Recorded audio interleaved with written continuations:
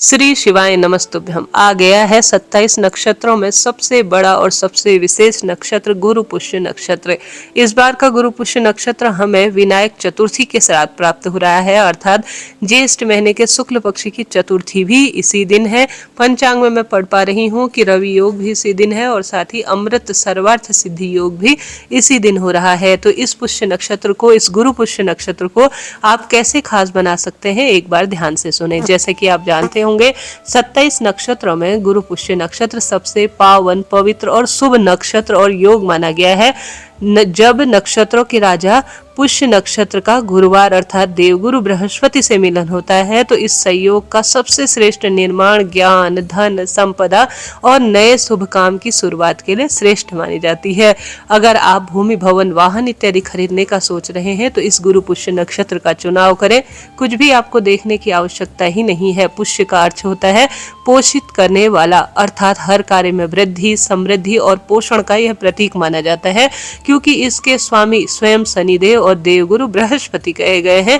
तो आप कोई भी कार्य करते हैं तो इसका अद्भुत लाभ होता है। तो कब से कब तक है, एक बार सुन लीजिए। यह गुरु पुष्य नक्षत्र हमें 18 जून 2026 को प्राप्त हो रहा है और इसी दिन चतुर्थी का महाव्रत भी है। और पुष्य नक्षत्र कब से कब तक है? पुष्य नक्षत्र 18 जून को प्रातः 5:45 से 11:32 के आसपास तक है। इस समय किया गया सत्कर्म आपका भाग्य प्रबल कर सकता है। हालांकि इसका प्रभाव 24 घंटे पहले और 24 घंटे बाद तक भी रहता है, ऐसा ज्योतिष में वर्णित है। साथ के साथ इसी दिन चतुर्थी का महाव्रत भी रखा जाएगा। तो स्क्रीन पर सभी तिथि मैंने दी हुई है ताकि आपको कोई भी दिक्कत ना हो। अब इस दिन को आपको कैसे खास बनाना है? गुरुवार का दिन है। गुरुवार का दिन सौभाग्य का दिन होता है। गुरुवार का दिन देवगुरु बृहस्पति का होता है। तो यह दुर्लभ संयोग आपका भाग्य हर स्वरूप में बदल सकता है। दिन की शुरुआत सुंदर हल्दी मिश्रित जल से नहाने से आपको करनी है। हल्दी रोग का नाश करती है, शारीरिक बंधनों को काटती है। अपनी नाभि और मस्तक पर हल्दी जरूर थोड़ा सा लगाएं और पीले वस्त्र धारण करें। ओम महालक्ष्मी च विद्महि विष्णु पत्नी च धीमहि तन्नो लक्ष्मी प्रचोदयात्, इन महामंत्रों का जाप करते हुए या आप सभी ओम नमो भगवते वासुदेवाय, श्री शिवाय नमस्तुभ्यम महामंत्र का मन ही मन जप करते हुए, क्योंकि पुष्य नक्षत्र में मां लक्ष्मी की स्तुति, श्री नारायण की स्तुति बहुत अधिक फल देने वाली होती है। इसमें कोई खरीदारी की जाए, कोई जड़ धारण की जाए तो इसका तो अनंत गुना लाभ है। तो गुरु पुष्य नक्षत्र में आपको प्रयत्न करना है कि आप सूर्य स्तुति पहले करें। फिर गुरुवार का दिन है, तुलसी और केले वृक्ष की जड़ में कच्चा दूध जरूर से समर्पित करें। एक चुटकी हल्दी भी समर्पित करने का प्रयत्न करें। इससे गुरु ग्रह मजबूत होता है और सौभाग्य बढ़ता चला जाता है। इस दिन एक श्रेष्ठ उपाय किया जाए तो इसका लाभ होता है। अपने घर के मंदिर में जो माता लक्ष्मी है, श्री नारायण है, उन्हें स्थापित करें, विराजमान करें। उन्हें विधि विधान से भोग प्रसाद समर्पित करें। गणेश जी महाराज भी साथ में माता लक्ष्मी के विराजित करें, क्योंकि माता लक्ष्मी के दत्तक पुत्र हैं गणेश जी महाराज। आपने देखा होगा दीपावली में गणेश जी की ही पूजा होती है। रिद्धि सिद्धि के दाता, चतुर्थी का व्रत होने के कारण यह अद्भुत संयोग है। तो आप गणेश जी को भी साथ में विराजित करें। गणेश जी को प्रिय है दुर्वा, मोदक और सुपारी, इन सब चीजों का भोग लगाएं। माता लक्ष्मी श्री नारायण को पुष्य नक्षत्र में पान, शहद और खीर का भोग लगाना भाग्य बदलने के कार्य में जाना जाता है। तो यह सरल सरल सा कार्य अपने घर पर महामंत्रों का जप करते हुए विधि विधान से पूजन के तहत करें। गुरुवार का दिन है, शिवलिंग पर आवश्यक रूप से पीली वस्तु समर्पित करें। इसके अनंत गुना लाभ है। केले वृक्ष का पूजन बहुत सुंदर तरीके से करना है। पीपल और तुलसी पूजन बहुत श्रेष्ठ तरीके से करें। फिर एक बरगद का पत्ता या पीपल का पत्ता या पान का पत्ता आप सभी को लेना है। अपने घर के मंदिर में आप महालक्ष्मी का जो मंत्र मैंने शुरू से कहा, या आप कोई भी अन्य जो महालक्ष्मी के मंत्र हैं उनका जप करते हुए या मोबाइल में धीरे धीरे सुनते गुनगुनाते हुए भोग प्रसाद समर्पित कर कर बरगद या पीपल या पान का पत्ता, ये तीनों अपने आप में सब देवताओं के वास के रूप में जाने जाते हैं।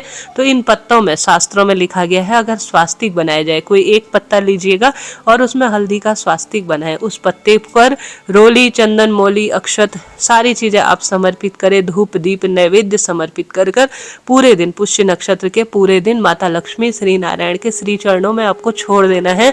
यह अभिमंत्रित पत्ता जिस पर आपने स्वास्तिक बनाया है, इसे ले जाकर अपने घर की तिजोरी या व्यापार स्थल पर अगर आप स्थापित कर देते हैं ना और पुराना विसर्जित कर देते हैं, तो आपका व्यापार, आपका घर गलत जगह पैसा खर्च करने के लिए नहीं होता। आपके घर में धन की बरकत होती है, ऑनलाइन ऑफलाइन बिजनेस खूब चलने लगता है। तो करके देखिएगा। विवाह इत्यादि की परेशानी है या घर में नए कार्य नहीं होते हैं, तो सरल विधि जो मैंने आपको पूजन इत्यादि की बताई और इस पत्ते के प्रयोग से अगर आप कर लेते हैं तो घर में रिद्धि सिद्धि का आगमन होता है, सुख सौभाग्य होता है, बरकत होती है और ग्रह कलेश इत्यादि से भी मुक्ति के लिए यह कार्य माना जाता है। तो करिएगा, लाभ होगा। इस नक्षत्र में आप कोई रजिस्ट्री करना चाहते हैं, भूमि भवन वाहन या कुछ भी खरीदना चाहते हैं तो खरीदिएगा, परंतु विवाह इत्यादि के कार्य इस नक्षत्र में ठीक नहीं माने जाते। तो ठीक है, अब चतुर्थी का दिन है, गणेश जी महाराज की विधि विधान से पूजा करें। गणेश जी महाराज के रिद्धि सिद्धि विनायक गणेश जी का ध्यान करते हुए सरल सरल से प्रयोग करने का प्रयत्न करें। जैसे सबसे पहले आप सभी सरल तरीके से इस दिन अपने साथ शिव मंदिर में शहद ले जाएं, शहद के साथ दूर्वा ले जाएं, दूर्वा के साथ हरा मूंग अपने साथ लेकर जाएं। यह चीजें पर्याप्त है। इसके बाद सिद्धि विनायक गणेश जी के कहते हुए शिवलिंग पर जल चढ़ाने के बाद जहां पर गणेश जी महाराज का स्थान है उस स्थान पर सबसे पहले शहद का लेपन करें। शहद का लेपन करने के बाद आप सभी को वहां पर थोड़ा सा हरा मूंग समर्पित करना है। हरा मूंग न होने की स्थिति में गेहूं भी समर्पित कर सकते हैं। चतुर्थी व्रत में गेहूं का बहुत महत्व है। उसके बाद वहीं पर आप सभी को थोड़ा सा दूर्वा भी समर्पित करना है। गणेश जी का स्थान स्क्रीन पर देख पा रहे हैं, शिवलिंग पर कहाँ है, तो इन सब चीजों को समर्पित करें। शहद, दूर्वा, हरा मूंग या गेहूं, इन सब चीजों को समर्पित कर कर विधि विधान से शिव पूजा और दीप दान श्री नारायण के निमित्त, गणेश जी के निमित्त करने के बाद आप प्रार्थना कर कर थोड़ा सा शहद अपने साथ घर ले आए। सिद्धि विनायक गणेश जी की जय कहते हुए अपने घर के द्वार पर इस शहद की एक बिंदी लगा दीजिए और यह शहद प्रसाद रूप में थोड़ा थोड़ा भक्त अपने जो परिवार के सदस्य हैं उन्हें ग्रहण करवा देते हैं, तो शारीरिक मानसिक आर्थिक कष्ट बंधनों से मुक्ति मिलती है और हर तरह के कार्य बनने शुरू हो जाते हैं। करके देखिएगा, लाभ मिलेगा। इस दिन अगर आप दान करना चाहते हैं तो गौ माता को गुड़ और जो हमारे पास चने की दाल होती है, भीगी हुई चने की दाल, रात भर गलाई हुई रोटी बनाने के बाद या आटे की लोई में गुड़ और चने की दाल को रखकर गौ माता को जरूर से ही खिलाइएगा। इसके अनंत अनंत गुना लाभ है।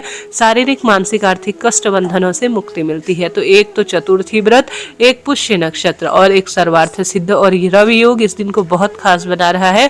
तो इस दिन आप कोई ना कोई श्रेष्ठ कर्म करें, भाग्य की रेखाएं प्रबल होंगी। इस दिन की गई शिव स्तुति और महामंत्रों का जाप, माँ लक्ष्मी की स्तुति बहुत लाभ देती है। इस दिन अपने घर पर दुख दारिद्र दहन स्रोत का पाठ करना, महादेव के मंदिर में या कनक धारा स्रोत का पाठ करना भी अनंत गुना लाभ देता है और सब तरह के बंधनों से जीवन को मुक्त करने वाला होता है। तो दुख दारिद्र दहन स्रोत शिव मंदिर में या घर पर बैठकर आपको पढ़ना चाहिए। इन शुभ नक्षत्र और तिथि पर की गई साधना अनंत गुना लाभ देती है और साथ के साथ आप महालक्ष्मी के जो है कनक धारा स्रोत इत्यादि का भी पाठ करते हैं या विष्णु सहस्त्र नाम पढ़ते हैं, सुनते हैं, तो इसकी तो बहुत सुंदर वर्णन और चर्चा शास्त्रों में कही गई है। अभी के लिए इतना ही। जय श्री कृष्ण, राधे राधे।